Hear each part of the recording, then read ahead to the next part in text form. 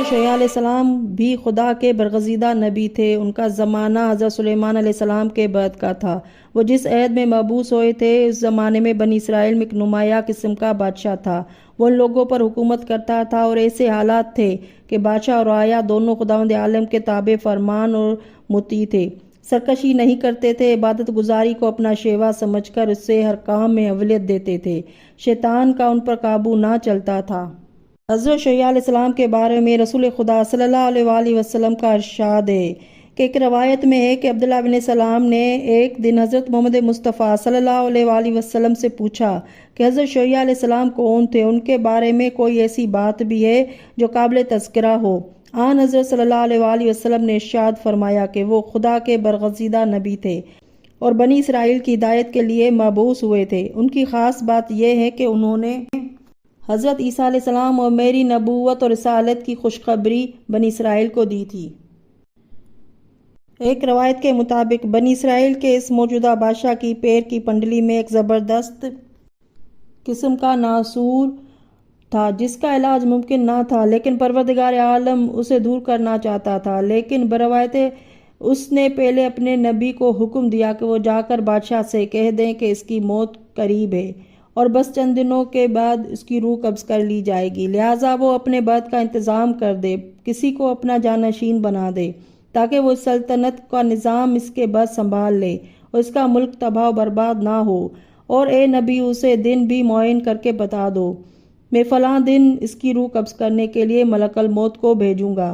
حضرت شعیب علیہ السلام ارشاد خداوندی کے مطابق بادشاہ بنی اسرائیل کے پاس تشریف لے گئے اور اس سے سارا واقعہ بیان کیا، پیغام ربانی پہنچاتے ہوئے تاکید کی کہ اپنا جانشین اس معین تاریخ سے قابل بنا لے اور جو وصیتیں کرنی ہو کر دے۔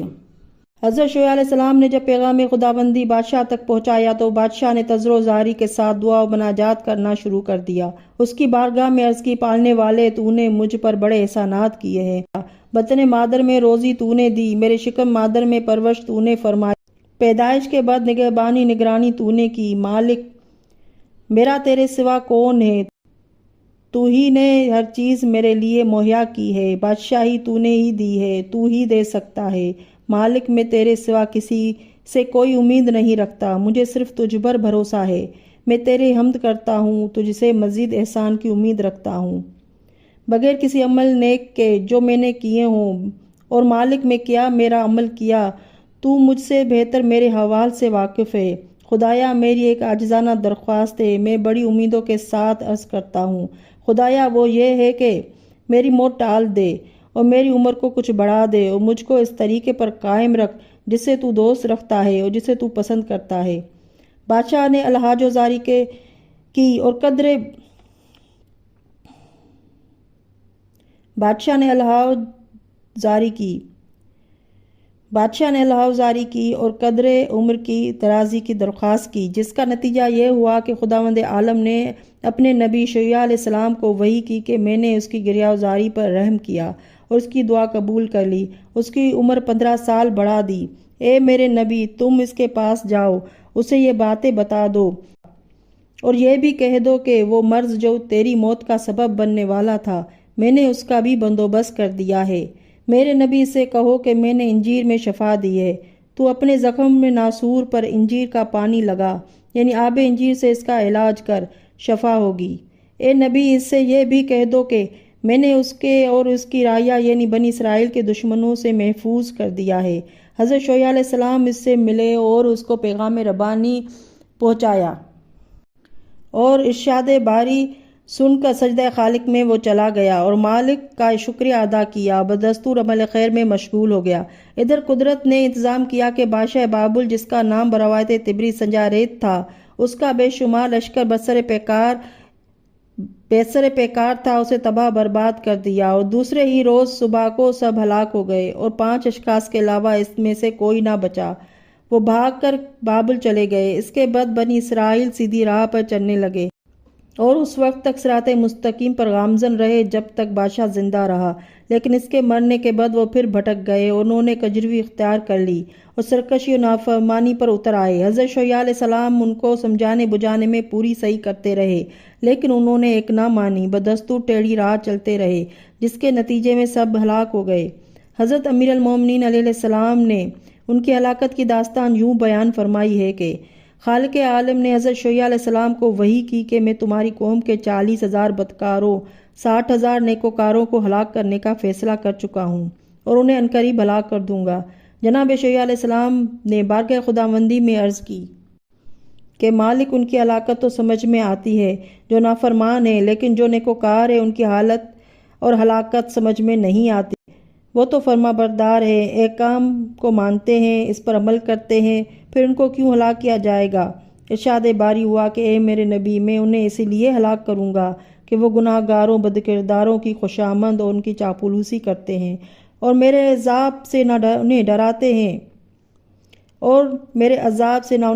ہیں نہ ان سے اظہار ناراضگی کرتے ہیں اور نہ ان کو گناہوں سے باز رکھنے کی کوشش کرتے ہیں۔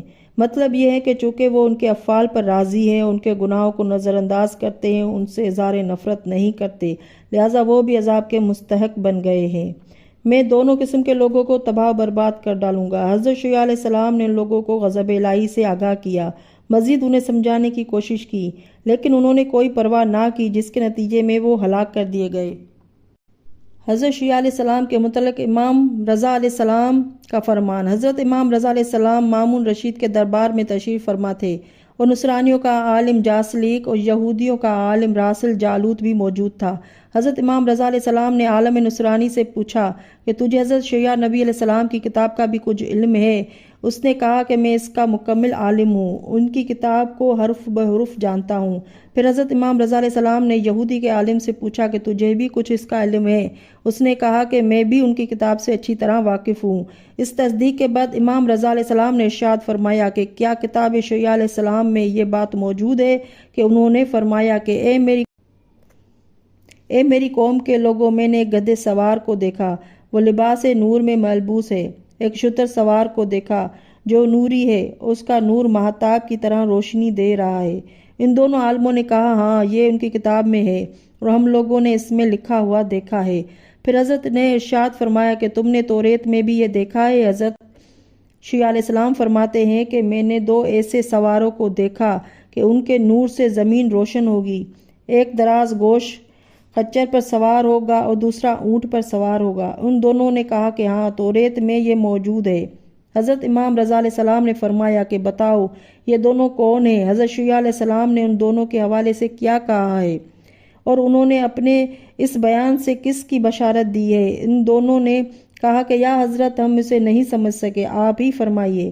حضرت نے فرمایا کہ ہم لوگ وہ ہیں جو ہر کتاب کا علم رکھتے ہیں، اس کی تفسیر اور اس کا مفہوم مقصد سمجھتے ہیں۔ سنو، دراز گوش پر جو سوار سے مراد حضرت عیسیٰ علیہ السلام کی بشارت ہے اور شتر پر سوار سے مراد حضرت محمد مصطفیٰ صلی اللہ علیہ وآلہ وسلم کی بشارت مراد ہے۔ کیا تم اس سے انکار کر سکتے ہو؟ انہوں نے کہا نہیں۔ حضرت شیعہ علیہ السلام کی شہادت۔ ایک روایت میں ہے کہ بنی اسرائیل کو بار بار سمجھانے بجھانے کی وجہ سے انہوں نے حضرت شیعہ علیہ السلام کو قتل کرنے کی سازش کی۔ وہ وہاں سے فرار ہو کر درخت کے قریب پہنچے، وہ شگافتہ ہو گیا، آپ اس کے تنے میں داخل ہو گئے، اتفاقاً ان کے کپڑے کا ایک کونا باہر رہ گیا۔ شیطان نے